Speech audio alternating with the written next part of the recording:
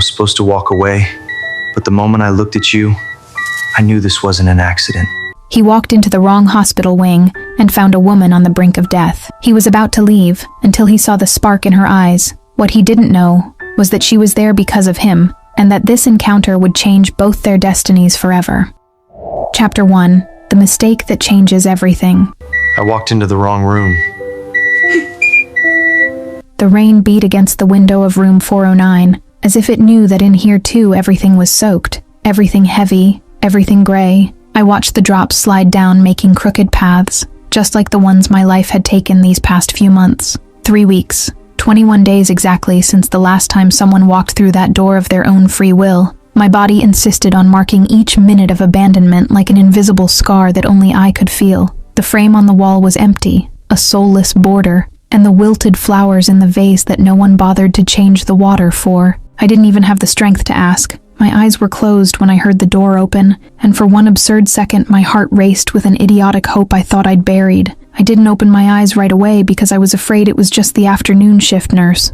Or worse, the doctor with more bad news. But then I heard different footsteps, heavier, more determined. I opened my eyes slowly and saw him. A man standing near the door, impeccable dark suit with raindrops on his shoulders, hair slightly disheveled, and those eyes, God, those deep brown eyes looking at me with an expression somewhere between surprise and confusion. He was holding his phone, the screen illuminating his angular face, his shoulders rigid as if he was about to walk into an important meeting and not a hospital room that smelled of disinfectant and hopelessness. I should have asked who he was, but my mouth moved before my brain could process reality. You came. The words came out weak, almost a whisper, but loaded with so much relief that my eyes began to burn. He blinked quickly, the confusion giving way to something softer, and I gave a weak smile. One of those that hurt at the corners of your mouth because it had been so long since I'd really smiled that my muscles had forgotten how it worked.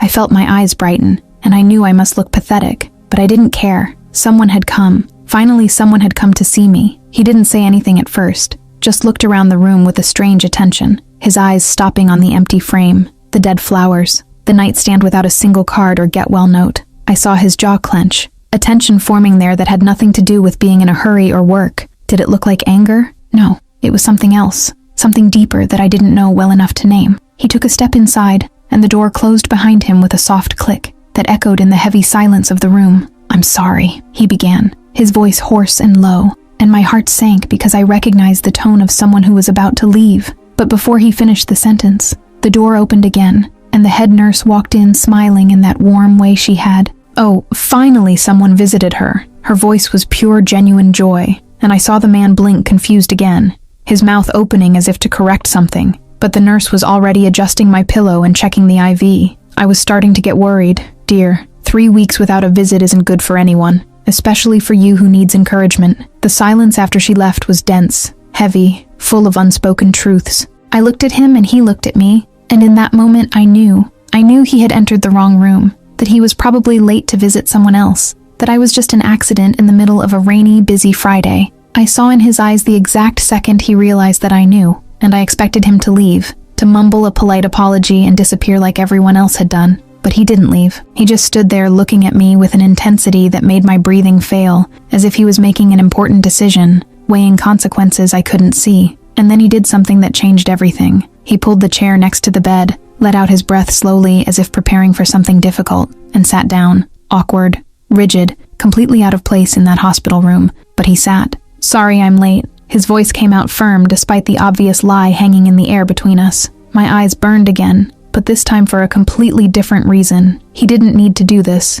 didn't owe me anything, but he chose to stay. He chose not to leave me alone for another afternoon. I extended my hand without thinking, an automatic gesture of gratitude and desperation mixed together, and when his fingers wrapped around mine carefully but firmly, I felt something inside me that had died weeks ago start to breathe again. He had warm hands, calloused, from someone who worked hard even while wearing an expensive suit, and when his fingers squeezed mine with a gentle strength, I held back with everything I still had, as if he were the only real thing in a world that had become too hazy and distant. I don't know how long we stayed like that, in silence, just holding hands while the rain kept falling outside, but it was long enough for me to realize something that scared me and gave me hope at the same time.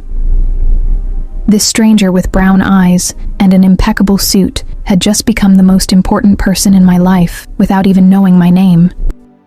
Chapter 2. The Kind Lie. If you're here by mistake, why does it feel like you were meant to stay? We stayed in silence for a few minutes, just the sound of the rain and the constant beep of the monitor beside me filling the space between us. I didn't know what to say to a stranger who had decided to lie out of kindness, and apparently he didn't know how to start a conversation with someone he shouldn't be visiting either. But the silence wasn't uncomfortable. It was strange, intense even, but not bad. How is it out there? My voice came out hoarse from disuse, and I realized it had been days since I'd really talked to anyone. The rain, it seemed strong. He looked at the window and then back at me, and something in the way his eyes softened made my chest tighten. Chaotic. He gave a half smile that didn't reach his eyes. Traffic at a standstill, people running with broken umbrellas, that smell of wet asphalt that invades everything. The world out there is in constant motion. Loud, too rushed. Sounds good, I said quietly, and I saw the surprise in his eyes. Noise, movement, life happening. In here everything is too quiet,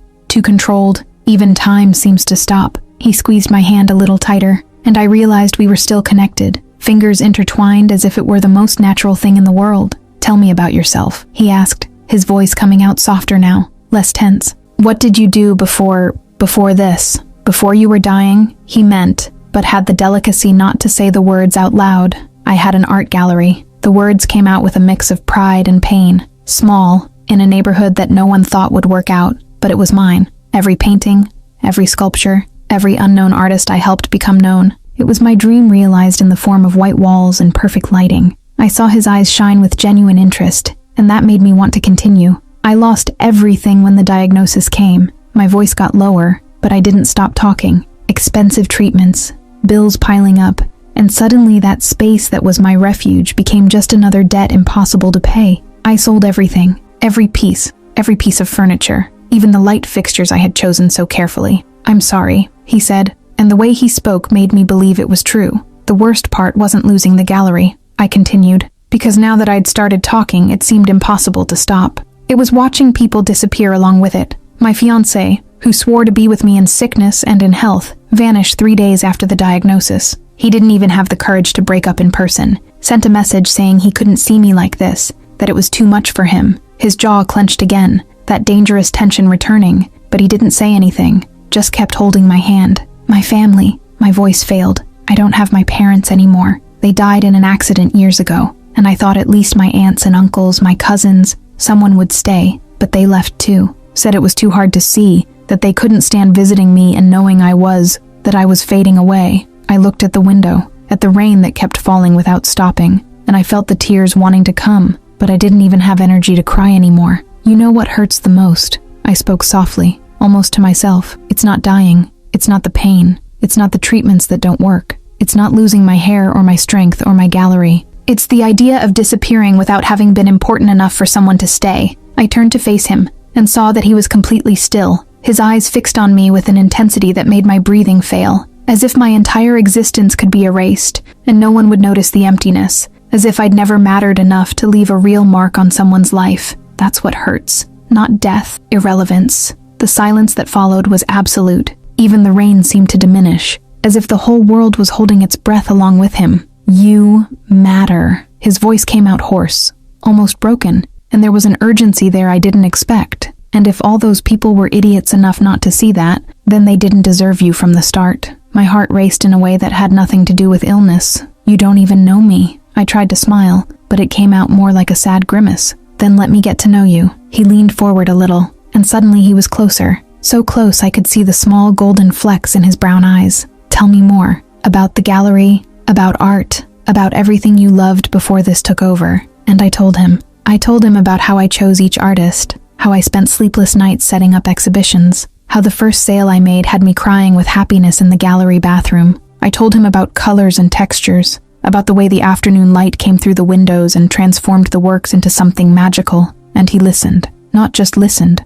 but really paid attention, asking intelligent questions, sharing his own stories. I'm an architect by training, he admitted with a small smile. CEO now, but architecture has always been my passion. Creating spaces that make people feel something, that tell stories through lines and volumes. Art on a large scale, I said, and he laughed, low, husky, but a real laugh. I never thought of it that way. But yes, exactly that. We talked about form and function, about how beauty and purpose could coexist, about great artists and great architects. And at some point I laughed. A low, weak laugh, but genuine, triggered by some sarcastic observation of his about modern buildings that looked like expensive shoeboxes. He stopped talking mid-sentence when he heard me laugh, and the way he looked at me made my face heat up. "What?" I asked. "Your laugh?" he said simply. "It's beautiful and real." We stared at each other for a long moment, and I felt something shift in the air between us. Something electric and dangerous and completely inappropriate for a hospital room, but impossible to ignore. His phone vibrated, breaking the moment, and he looked at the screen quickly before turning it off without even reading the message. "I need to go," he said, but didn't move. "Meeting I can't put off anymore." My heart sank, but I forced a smile. "Of course. Thank you for staying." He stood up, but didn't let go of my hand right away. He just stood there, looking at me as if memorizing every detail, and then asked quietly, "Can I come back tomorrow? Can I bring something?" The hope that exploded in my chest was so strong it physically hurt. "Just yourself." The words came out before I could think better of it. Just come back, please." I saw something intense pass through his eyes, a decision being made right there. "I'll be back," he promised, and finally let go of my hand, his fingers sliding across mine too slowly to be accidental. "Tomorrow, same time." He went to the door, turned to look at me one more time, and then left. The room seemed emptier and colder immediately, but for the first time in 3 weeks, I didn't feel completely alone, because now I had tomorrow. I had a promise. I had someone who chose to come back. Outside in the parking lot, Alexander Montero sat in his car but didn't start the engine right away. His phone vibrated again, his partner's name flashing on the screen insistently, but he ignored it for the third time. All he could see were her eyes, the pain hidden behind every word, the way she had held his hand, as if it were the only thing keeping her anchored to the world. And that sentence, that damn sentence that wouldn't stop echoing in his head, as if my entire existence could be erased and no one would notice the emptiness. He had spent 38 years believing that success was everything, that mattering meant having power, money, influence. But she had lost all of that, and still managed to articulate a truth he'd never had the courage to admit, that none of it mattered if you disappeared without leaving a mark on someone's heart. Alexander finally started the car, but instead of going straight to the meeting, he grabbed his phone and typed a quick message to his secretary. "Cancel everything tomorrow at 2 p.m. Unmissable commitment." Because for the first time in his life, he had something more important than closing deals. He had a promise to keep. Chapter 3. Unexpected Routine. Careful. This might turn into a habit. He came back. The next day, exactly at 2 in the afternoon, the door to room 409 opened, and Alexander walked in with a huge bouquet of sunflowers that looked like little yellow suns exploding against the gray of the hospital. My heart raced in a way that made the monitor beside me speed up its beeps, and I prayed he wouldn't notice. But he noticed. Of course he noticed. Sunflowers. My voice came out in an emotional whisper. "How did you know that?" "You mentioned it yesterday," he interrupted, placing the flowers in the vase after throwing out the wilted stems without even grimacing in disgust. "When you talked about the gallery, you said you always had sunflowers in the reception because they were impossible to ignore, that they were too cheerful to go unnoticed." He had paid attention to every word, every small detail that I thought no one cared to remember anymore. "Thank you," was all I could say without falling apart right there. Those 30 minutes from the first visit turned into 2 hours on the third day, and then they transformed into entire afternoons in the second week. Alexander always arrived at 2 o'clock sharp.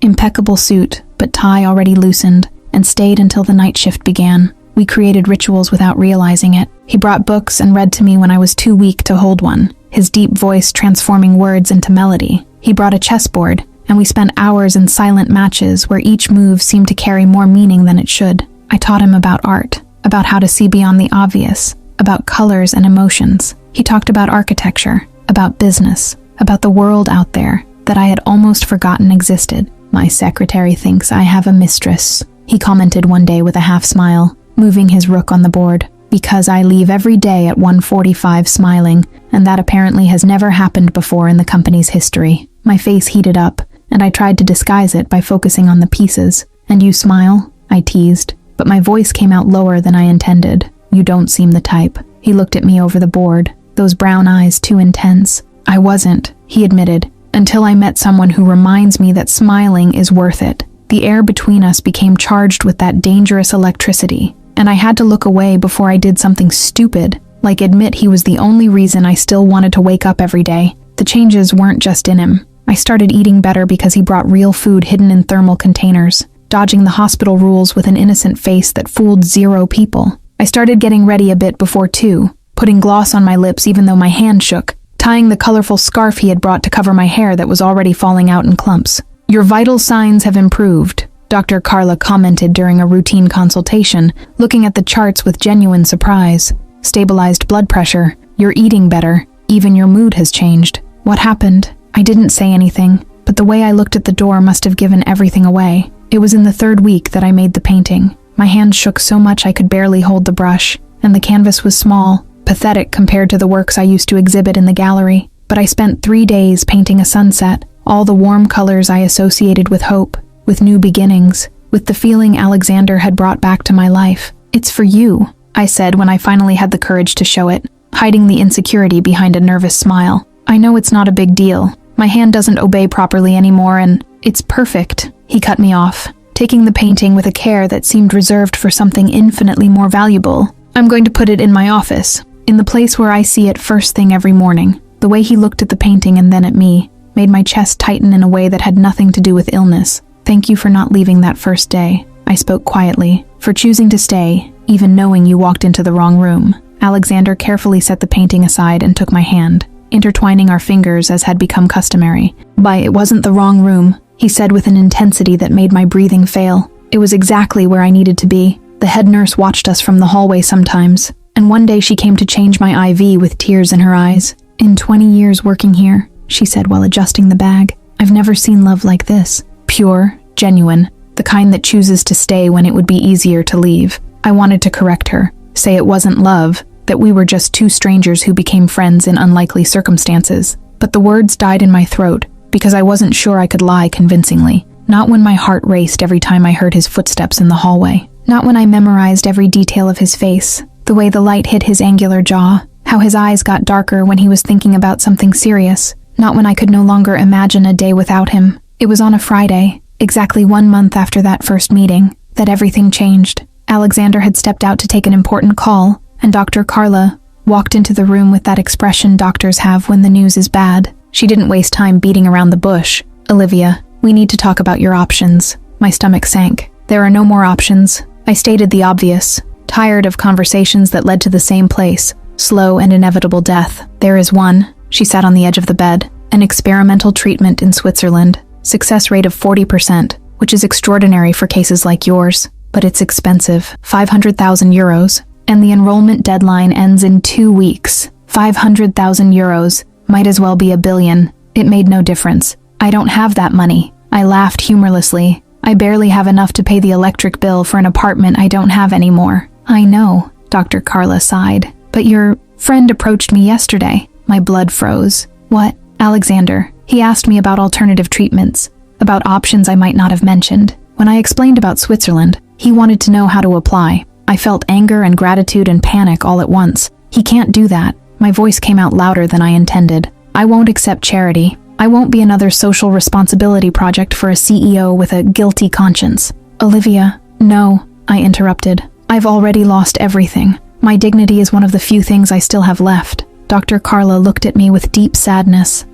"Then you need to decide what's worth more, your pride or your life, because without treatment, you have 4 months, at most." She left, and the silence that remained was deafening. 4 months, 120 days, and Alexander out there trying to save me without even knowing. It made me feel more broken than the disease. When he came back 10 minutes later, smiling and bringing coffee with cinnamon the way I liked it, I couldn't look him in the eyes. "What's wrong?" he asked immediately, sitting in the chair and taking my hand. Did something happen? I looked at our intertwined fingers, at the gentle strength with which he always held me, as if I were precious and fragile and valuable all at once. "Why do you come here every day?" The question came out raw, desperate. "Why does a man like you waste time with someone like me? You have a company to run, a life out there, probably beautiful women waiting for a look from you. Why waste your afternoons in a hospital room?" Alexander was quiet for a long moment, his jaw clenched in that way that showed he was choosing his words carefully. "Do you think it's wasted time?" he asked low,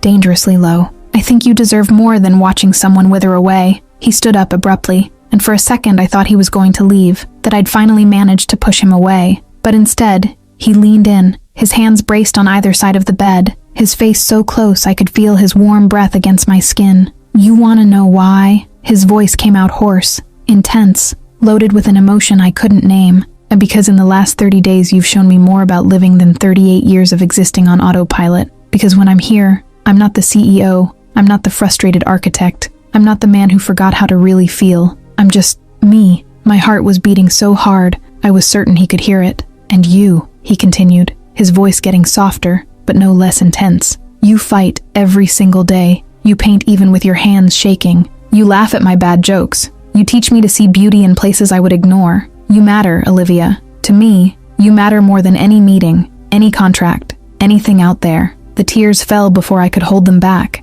"I talked to Dr. Carla," I admitted in a broken whisper. "I know you tried to help me. I know about Switzerland." I saw the tension take over his body. "I can pay for the treatment," he said directly. "Let me do this." "Please." "No, Olivia." I said no. My voice failed. "I won't be your charity, Alexander. I won't be that person you saved to ease your conscience." He closed his eyes, his jaw so tight I saw the muscle jump. When he opened his eyes again, there was a determination there I'd never seen before. "Then," he said slowly, weighing each word, "what if I ask you for something in return? Something that makes this not charity, but an agreement." My heart raced for completely different reasons. What kind of agreement? Alexander took a deep breath, and then did something that changed absolutely everything. He knelt beside the bed. Chapter 4. The Decision.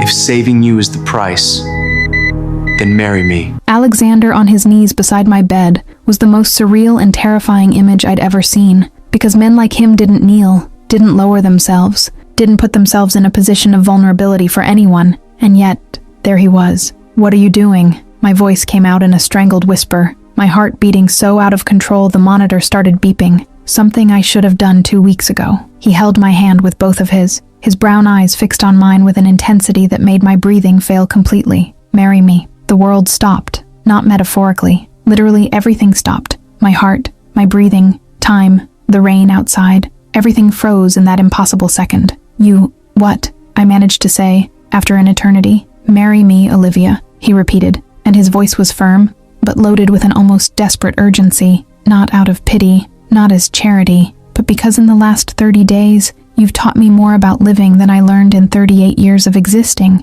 Because when I'm with you, I finally understand what it means to be truly alive. Tears began to stream down my face uncontrollably. "Are you crazy?" My voice came out broken between laughter and crying. "You don't even really know me. It's insane, Alexander. You can't throw your life away for someone who might die in 4 months anyway." "I don't know you." He leaned closer, never letting go of my hand. "I know you love coffee with cinnamon and hate tea of any kind. I know you sleep on the left side of the bed because you mentioned the hospital window is on the wrong side. I know you cry listening to Chopin but never admit it because you think it's too sappy." My heart was completely shattered and whole at the same time. "I know you laugh at silly things," he continued, his voice getting softer. "Those bad jokes that no one else would find funny. I know you're stubborn to the point that stubbornness is an art form. I know you're brilliant, that you see beauty where others see only objects. I know you're the strongest person I've ever met, fighting every day even when it would be easier to give up." "Alexander," I tried to interrupt, but he wouldn't let me. "I know you bite your lower lip when you're nervous,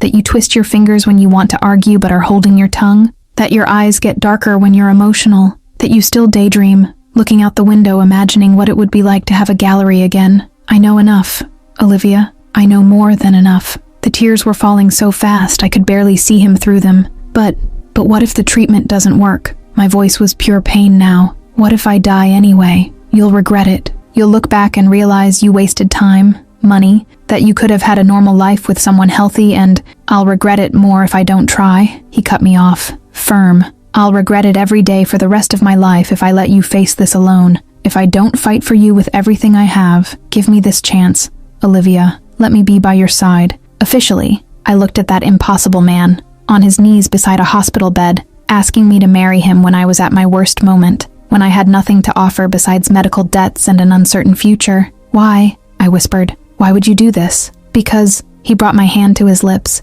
kissing my fingers with a gentleness that shattered me. "No one should ever have to fight alone. And because I love you." The monitor went off completely. "And you've barely known me a month." I tried to be rational even with my heart exploding in my chest, but I realized I was already repeating the arguments. He answered, And yet, I know I want you forever. I closed my eyes because looking at him was hurting too much. I'm scared, I admitted in a whisper. I'm so scared, Alexander, of accepting and disappointing you, of dying and leaving you, of not being strong enough to... Hey, he touched my face, his thumb wiping away the tears. You're the strongest person I know, and you won't disappoint me. You never could. I opened my eyes and found his so close, so intense, so absolutely certain. What if I say yes? My voice trembled. What if I marry you and accept the treatment and it still doesn't work? What if in 6 months you're burying someone you barely had time to really know? His jaw clenched, but his eyes never left mine. Then at least I'll know I fought, that I tried, that I gave you everything I could give,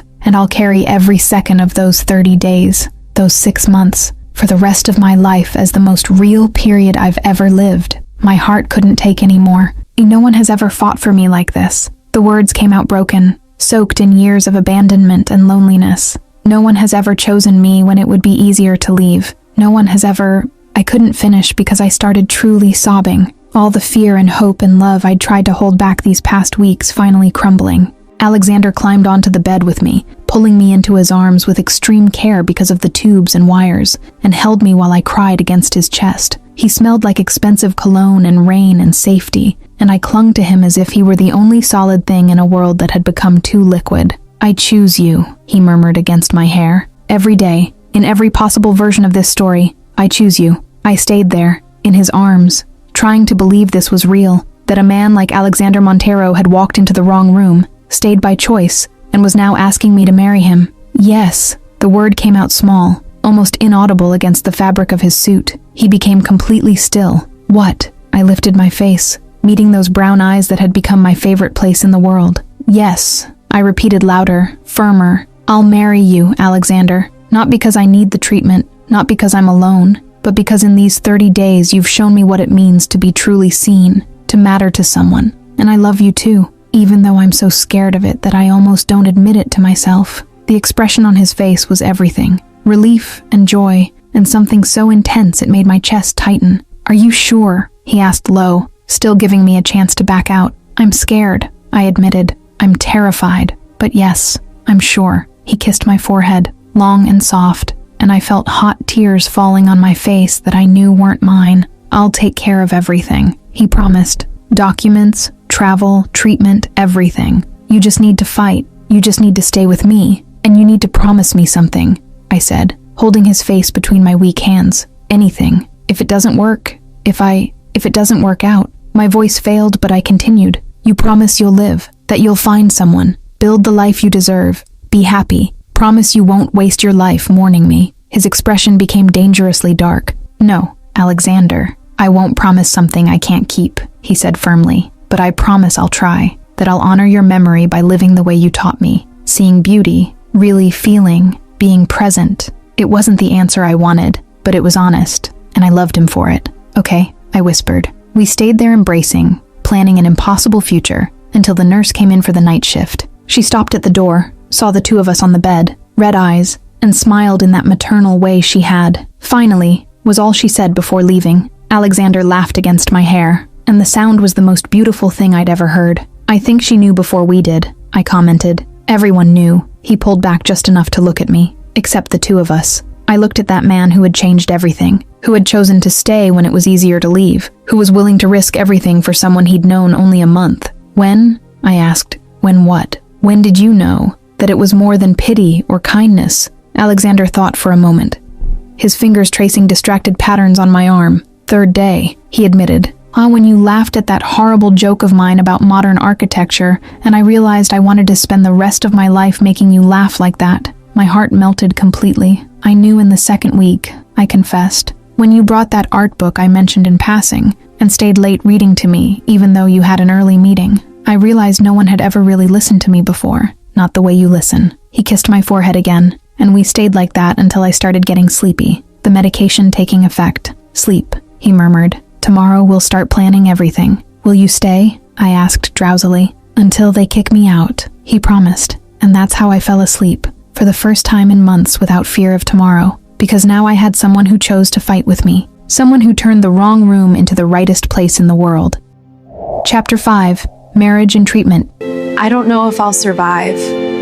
but I choose you. Alexander didn't waste time. In 48 hours, he managed to do the impossible. Special license for a hospital wedding, notarized documents, authorization from the Mount Sinai board, and even convinced a justice of the peace to perform the ceremony on a Tuesday afternoon in the hospital chapel. "How did you get all this done so fast?" I asked when he showed up in my room on Monday, smiling in that way that made my heart race. "I have my contacts," he said simply, but the gleam in his eyes gave away how hard he'd worked. "And when you really want something, you make it happen." The news spread through the hospital faster than gossip in a small town. The nurses on my floor started showing up in my room with flimsy excuses to check things that didn't need checking. The head nurse, Mrs. Rosa, showed up with teary eyes and a hug so tight it nearly knocked over my IV. "I knew it," she exclaimed. "From the first day I knew that man was special. The way he looked at you, girl, that can't be faked." Even Dr. Carla showed up with a rare and genuine smile. "I'm happy for you, Olivia," she said, squeezing my hand, "and proud. Accepting help isn't weakness, it's courage." Tuesday morning arrived wrapped in nervousness and anticipation. The nurses helped me bathe carefully, working around the tubes and catheters, and then someone showed up with a new white gown. It wasn't a wedding dress, but it was clean, soft, and had an air of dignity that normal hospital gowns didn't have. "We don't have a veil," Mrs. Rosa said while tying a white silk scarf on my thin hair, "but this will work. You look beautiful, dear." I looked in the small mirror she was holding and barely recognized myself. I was pale, too thin, with deep dark circles, but my eyes were shining. For the first time in months, there was life there. "He's waiting in the chapel," one of the younger nurses whispered as if it were the biggest secret in the world, "and he looks gorgeous. Girl, gray suit, blue tie, and so nervous he's pacing back and forth like a real groom." My heart jumped. "He's nervous." "Completely," she laughed. "I think he's checked his watch like 20 times in the last 5 minutes." They took me in a wheelchair, wrapped in a white robe over the gown, and when we reached the door of the hospital chapel, my heart was beating so hard I thought I was going to faint. The door opened. It was a small chapel, simple, with wooden pews and a discreet cross on the wall, but it was full.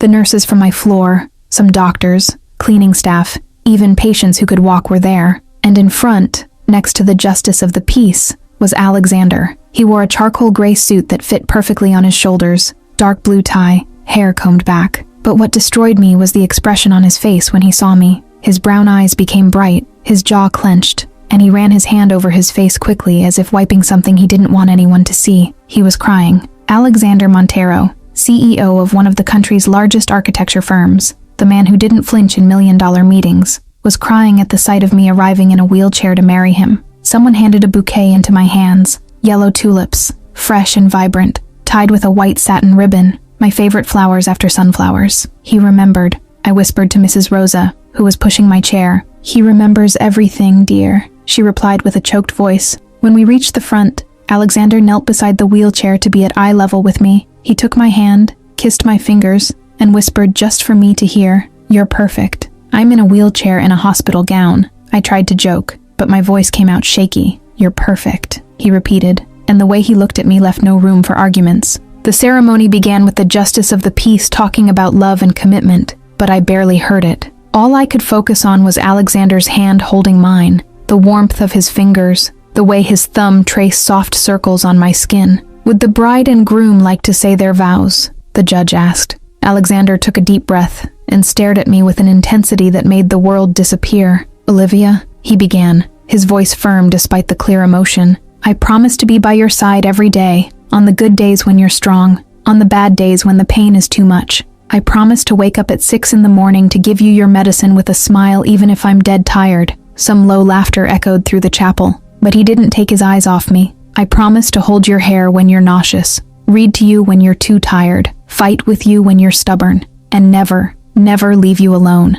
No matter how hard it gets, you won't face anything alone again. That's my promise." Tears streamed down my face uncontrollably. I tried to wipe them with my free hand, but they kept coming. I took a deep breath, gathering courage to speak. "Alexander," my voice came out small, but firm. "I promise to fight every day with everything I have. I promise to live every second given to me, not just exist. I promise to love you even when fear tries to convince me I shouldn't. And I promise to stay by your side, support you, choose you every day I have left." I paused, my voice breaking a little. "You gave me hope when I had none left. You gave me a reason to want to wake up, and I promise to honor that gift. I promise not to give up. For me, For you. For us. The justice of the peace had to clear his own throat before continuing. And by the powers vested in me, I now pronounce you husband and wife. You may kiss the bride. Alexander leaned in, held my face with both hands as if I were the most precious thing in the world, and kissed me, slowly, gently, full of promises and possible futures. It was my first kiss in months. It was my first kiss as a married woman. It was perfect. The chapel exploded in applause, but the loudest sound came from the back. I turned to see Mr. John, the janitor who always cleaned my room and always had a kind word, crying so loudly he was practically sobbing. Mrs. Rosa was next to him patting his back, but she herself had a wet face. Sorry, Mr. John said between sobs. It's so beautiful. You two, true love. I can't take it. Everyone started laughing, including me and Alexander, and somehow that made everything more real, more human, more perfect in its imperfection. We took photos. Alexander held me in his arms for some of them, completely ignoring Dr. Carla's protests about being careful. We cut a small cake that the nurses had gotten from somewhere. It was chaotic, exciting, and absolutely perfect. Ready? Alexander asked a few hours later when the air ambulance was waiting on the hospital helipad. I was terrified, but I looked at that man who had turned my life upside down in the best possible way and nodded. Ready. Zurich was cold, gray, and frighteningly different from everything I knew. The clinic was modern, all white and stainless steel, with doctors who spoke 5 languages and nurses who smiled little. The experimental treatment was aggressive from day one. Modified chemotherapy combined with immunotherapy, doses that made my body feel like it was being destroyed from the inside out. The first few days were hell, constant vomiting, pain that radiated through every nerve, high fever that made me shake even under 3 blankets, and the hair, what little remained, started falling out in clumps, until there was nothing left. Alexander was there every second. He learned to give injections because he didn't trust anyone else to do it. He held my hair when I vomited until there was nothing left in my stomach. He carried me to the bathroom when I was too weak to walk. He read at night, his hoarse voice guiding me through the pain, until I finally fell asleep. You don't have to do this, I said one night in the 3rd week, after a particularly brutal day. You can hire someone, private nurse, anything. You don't have to see this. He was sitting in the chair next to my bed, deep dark circles, stubble, but his eyes still intense. I need to, he said simply, because when I promised to be by your side, it wasn't a metaphor. It was literal, in everything. In the 8th week, I broke. I woke up after a night of unbearable pain, my whole body aching, nauseous to my soul, and I couldn't hold it anymore. I can't take it. The words came out in a desperate sob. Alexander, I can't take it anymore. It hurts too much. I'm too tired. I want to give up. Please, let me give up. He was at my side in seconds, pulling me to his chest carefully. Yes, you can. His voice was firm but gentle. You can because you're the strongest person I know, and you're not alone. We'll bear it together. One more day, Olivia. Just one more day. What about tomorrow? I cried against his chest. Tomorrow will be the same thing. Then tomorrow we'll bear one more day, and then another, until we don't have to bear it anymore. But today you just need to breathe. That's all. Breathe with me. And I breathed, because he was breathing. Because he believed, even when I couldn't. The 3rd month brought new tests. I lay in that cold MRI machine, the mechanical noise pounding in my skull, and I prayed. I prayed for the first time in years, asking for just a little more time, just a little more life. When Dr. Keller, the lead oncologist, entered the room with the results, my heart stopped. She was smiling. The tumor has shrunk 60%, she said in English heavy with a German accent. This is exceptional, Mrs. Montero. More than we expected. I looked at Alexander, who had become completely still beside me. 60%, I repeated, afraid I'd misunderstood. 60%, she confirmed. You're responding to the treatment. We still have a long way to go, but there's real hope now. Concrete hope. I fell apart. I cried so much my whole body shook, and Alexander held me tight, his face buried in my neck, and I could feel his hot tears mixed with mine. You did it, he murmured against my skin. You're doing it. For the first time in months, I believed that, maybe, just maybe, I could have a future after all. Chapter 6. Rebirth. Now that I'm not broken, Do you still love me? I do, more than ever. 6 months later, I heard the words I never thought I'd hear. Complete remission. Dr. Keller smiled in that restrained way of hers. But the tumor is no longer detectable in the tests. You are officially in remission, Mrs. Montero. I looked at Alexander, who was sitting next to me holding my hand as he always did during appointments, and saw tears streaming freely down his face. He didn't try to hide them. He just pulled my hand to his lips and kissed my fingers repeatedly, as if it were a prayer of gratitude. Recovery was slow but steady. My hair started growing back, short and curly in a way it had never been before. Color gradually returned to my face. I gained weight, muscles, strength. I learned to walk without stumbling, to climb stairs without losing my breath, to live without constant pain. We stayed in Zurich for 3 more months for follow-up, living in a small apartment near the clinic. It was modest compared to what Alexander was used to, but it had big windows that let the sun in, and for the first time in almost a year, I could wake up and feel hope instead of fear. We started really living. We went out to dinner at restaurants where I could eat without getting nauseous. We visited museums where I could spend hours admiring art without needing to sit down every 5 minutes. We walked the streets of Zurich hand in hand, just 2 strangers who had become husband and wife in the most unlikely circumstances possible. But as I got stronger, something started bothering me. Alexander was too attentive, too careful. He treated me as if I were still fragile, as if at any moment I could break. And one night, while we were having dinner at home, the question that had been haunting me for weeks finally escaped. "Do you love me, or do you love the idea of having saved me?" His fork stopped halfway to his mouth. "What?" I put down my own fork, gathering courage to continue. "You fell in love with a dying woman in a hospital room." My voice came out lower than I intended. "You saved me, Alexander. You literally brought me back from the brink of death. But now that I'm healthy, now that I don't need to be rescued, do you still want me?" The expression on his face went from confused to hurt to something dangerously close to anger. "How can you ask that?"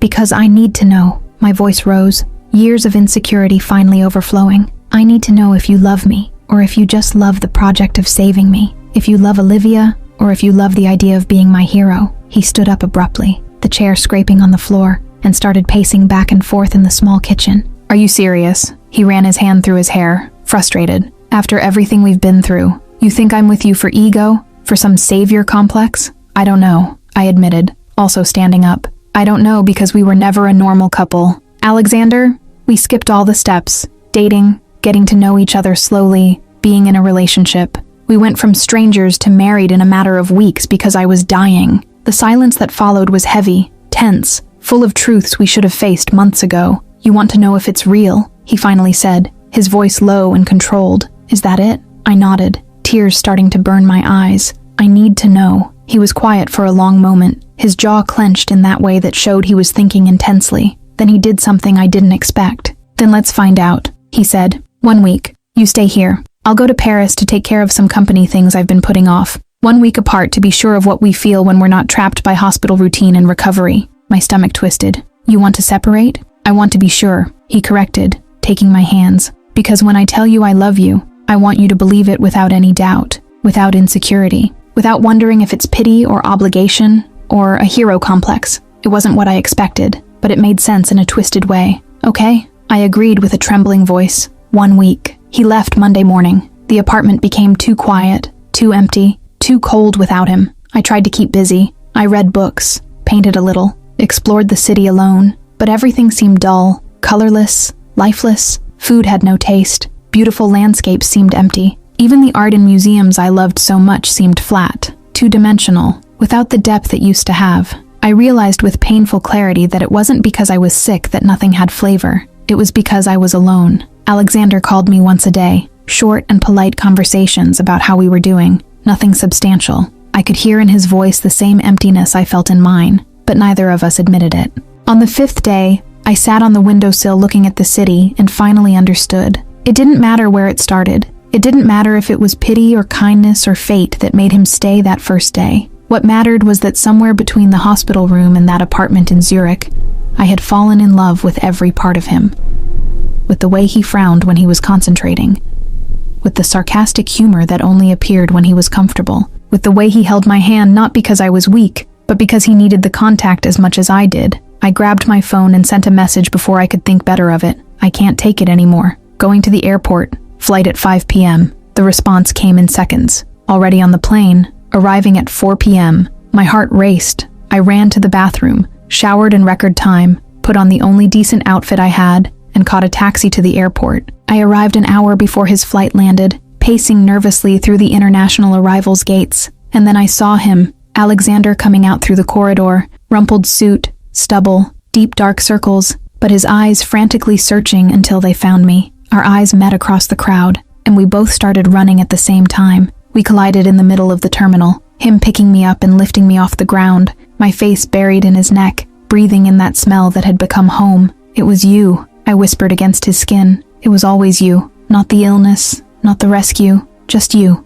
"I know." He put me back on the ground but didn't let go. "Because I spent 5 miserable days without you. Because I closed important deals and felt nothing. Because Paris is beautiful and I didn't care. Because nothing makes sense if you're not there to share it." He pulled me into a kiss, right there in the middle of the airport, with people passing and looking. He kissed me as if we were the only ones in the world. Deep, desperate, full of promises and certainties. When we separated, we were both crying and laughing at the same time. "Marry me again," he said, holding my face. "Right here, now, without hospital, without fear, without doubts. Just the two of us choosing this for real." I looked at that impossible man who had turned my life upside down. "Yes," I said without hesitation. 1,000 times yes. We renewed our vows right there, in the Zurich airport terminal, without a judge, without official witnesses, just the two of us holding hands promising again. "I choose you," I said, tears streaming. "Every day, in every version of this story, I choose you, and I choose you," he responded, "not because you needed to be saved, but because you're the only person who makes me want to be better, the only one who makes me feel truly alive." And for the first time, I believed it completely.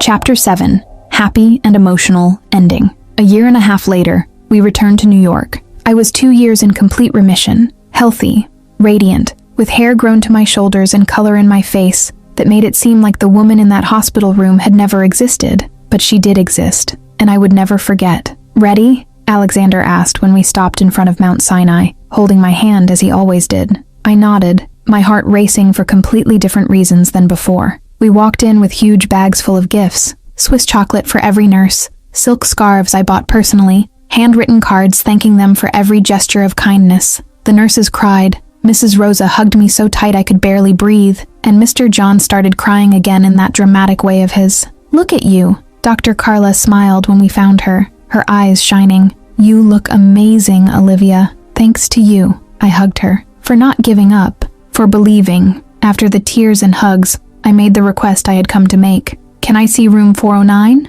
The head nurse exchanged a meaningful look with Dr. Carla and smiled. "Of course. Come on." We went up to the floor that had been my world for weeks, and when we turned the corner, I stopped. The door to 409 was no longer like the others. It had a gold plaque that said, "Room of Hope," where it all began. My eyes filled with tears. "We did this right after you left for Zurich," Mrs. Rosa explained, "to remind everyone that miracles happen, that love transforms." Alexander pulled me close, kissing my temple, and I took a deep breath before continuing. "Actually, we came here for another reason," I said, looking at the people who had become family. "We want to announce something." Alexander pulled out a folder he had brought. "We created the Olivia Montero Institute," he announced, "a permanent fund to finance experimental treatments for patients without resources, and something more. The No Bed Empty of Love program," I continued, my voice trembling with emotion. "Trained volunteers who visit daily patients who don't have visitors, because no one should face pain alone, ever." Dr. Carla brought her hand to her mouth, tears streaming. "You're going to help so many people," she whispered. We spent the afternoon talking with hospital administration, signing documents, establishing protocols, and then I asked to visit room 409, alone. There was a woman there, alone, pale, looking out the window with that empty expression I knew all too well. I approached slowly and sat in the chair beside the bed. "Hi," I said softly. "I'm Olivia." She looked at me, surprised. "Do you mind if I keep you company?" Tears welled up in her eyes. "Please," she whispered. I held her hand, exactly as Alexander had held mine 2 years ago. "You're not alone," I promised. "Not anymore." When I returned to the hallway, Alexander was waiting for me with that smile that still made my heart race. But there was something different in his look. Expectation.